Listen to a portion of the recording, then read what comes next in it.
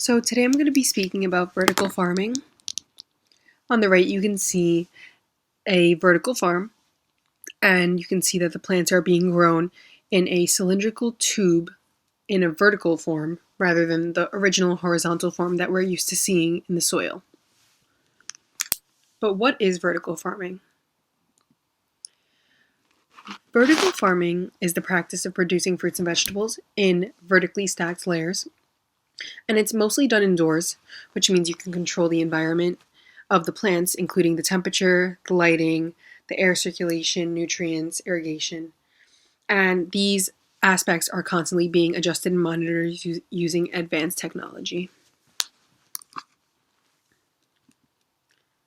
So this is one of the first examples of vertical farming, probably even before they even understood the importance of the concept. So this is in the Philippines, and this is the Banaue rice terraces. This was created more than 2,000 years ago by the Ifugao people of Luzon. And it just basically represents the concept of growing produce in a stacked vertical fashion rather than the horizontal way. That way you can conserve more land. So these are the origins of the concept of vertical farming. It was originally coined by Gilbert Ellis Bailey, who was an American geologist, and he wrote a book called Vertical Farming in 1915. His original concept was meant to represent more of a rooftop farming method. However, as urbanization became more prominent in our society, vertical farming has evolved to become what it is today.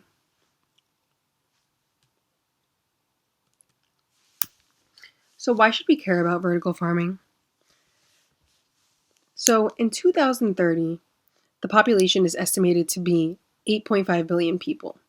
And in 2050, 20 years later, it's estimated to be 9.7 billion people. Currently, our population is 7.8 billion people. So every 20 years, the population is growing more than 1 billion people. And we have to find ways to be able to keep up with the food production to support all of these people's lives. By 2050, urban areas are estimated to account for 80% of the population rather than 50%, which is what we have currently. So right now, half of our world is urban. However, they estimate that in 30 years, it's going to be 80% of the population.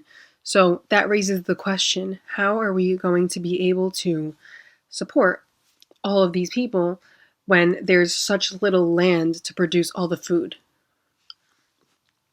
Farming also accounts for 70% of our water use in the United States.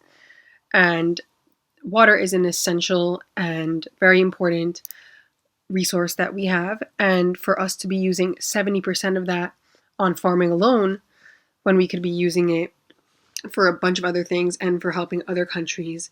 So vertical farming is a way that we can minimize our water use and use it for more essential necessities. So who's doing the research? So there are a lot of startup companies and corporations that are doing the research, as well as universities. However, Carnegie Mellon is one of the leaders in the research for vertical farming, not only because they do the research intensely, but also because they assist a lot of their students in creating startup companies and flourishing out into the corporate world. So Carnegie Mellon applies artificial intelligence and robotics to maximize sorghum production in impoverished countries. So sorghum is a drought and heat resistant grain, and therefore Carnegie Mellon is concentrating on maximizing their production of sorghum because it is easy to make and very resistant against a lot of climate and things like that. So they're using this method of vertical farming to produce food for impoverished countries and be able to supply poor people with food. They assisted the launch of Fifth Season, which is one of the many vertical farming startups from the school. And this company plans to produce 500,000 pounds of leafy greens in its first year. Also, AeroFarms is another one who's doing a lot of research in vertical farming. They have their own patented aeroponic technology, and their hope is to minimize environmental impact and risks of classic farming methods. Aeroponic farming specifically refers to the process of growing plants in an air or mist environment without the use of soil or any earth-like material, which would be known as geoponics. And you'll see here, aeroponic technology that AeroFarm uses 95% less water to produce plants than its traditional geoponics. So these are the pros and cons. The pros: minimizes land use and habitat destruction, which is clear. If we're growing plants and fruits and vegetables in a vertical method rather than horizontal, we are taking up less space. It's suitable for urban areas, which is very important because, as I said before, the urban population is rising each and every year. It reduces transportation costs because you are growing the produce in the local areas where they're going to be sold and eaten rather than being transported, which leads to the next point. It greatly lessens carbon emissions. It also uses significantly less water. And one very important aspect is that it's year-round crop production. So rather than waiting for certain produce and produce for its season, you can expect to have it all year round, which produces more food in less amount of time. And it is pesticide-free, which is groundbreaking because it is done indoors. Therefore, there's no worry of pesticides harming the fruits and vegetables. So the cons: it uses high energy consumption due to the fact that it is using artificial lighting and temperature control. It requires high upfront costs. Of course, it is technologically advanced and very technology-based, so there is a lot of money that has to go into it in order to implement these methods of farming.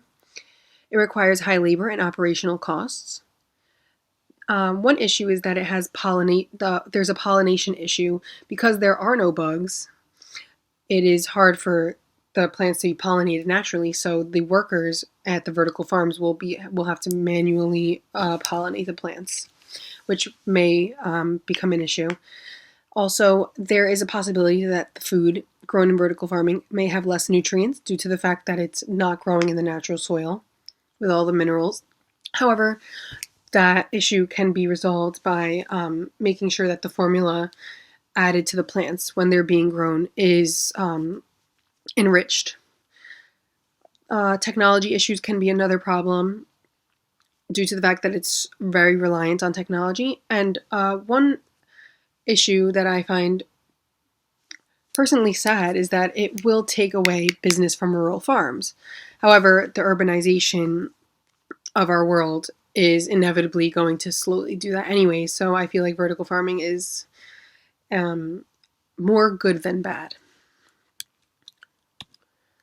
So there was no specific sustainability timeline that I found for vertical farming.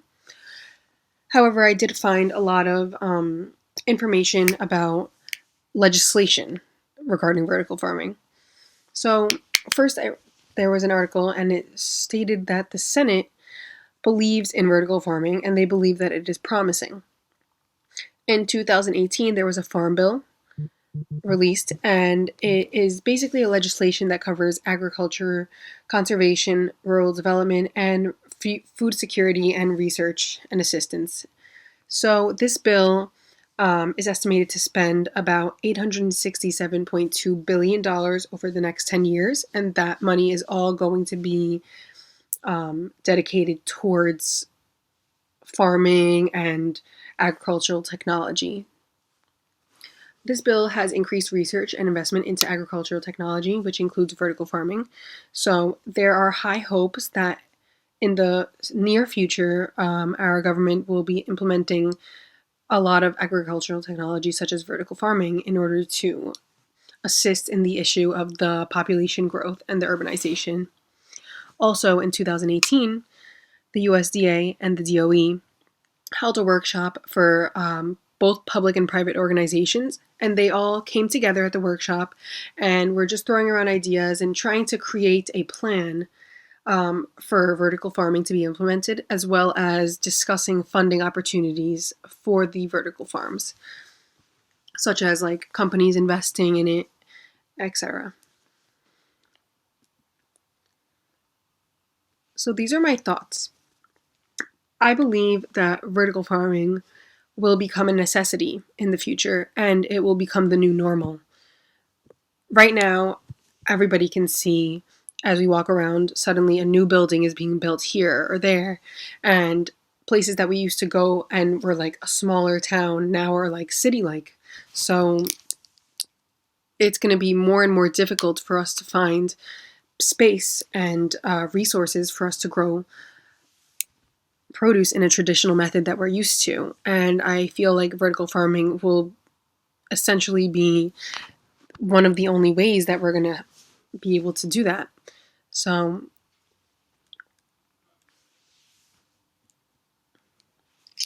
this is my bibliography. Sorry.